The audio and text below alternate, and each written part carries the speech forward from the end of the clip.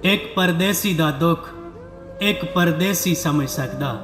मेरे सोहणिया रब्बा, मेरा मुल्क इन्ना अमीर कर दे, किसे बच्चे दा बाप, किसे बीवी दा खावंद, किसे भाई दा बिरा, किसे मां दा पुत्र, किसे भैन दा वीर परदेसी ना बनाई। ए परदेस एक ओ गुनाह है जिदी सजा हर परदेसी बिना जुर्म तो कटदा। ए ओ परदेस है जेड़ा सब तो पहले अपनियां तो दूर करदा, फिर अपनियां दियां खुशियां गमियां तो दूर कर छड़दा। ते की आखदा, मां नूर चेहरे तो उड़ गया है तेथों दूर होके, दिन औखे सौखे कढ़ लिए असी, रातां लंघण साडियां रो के।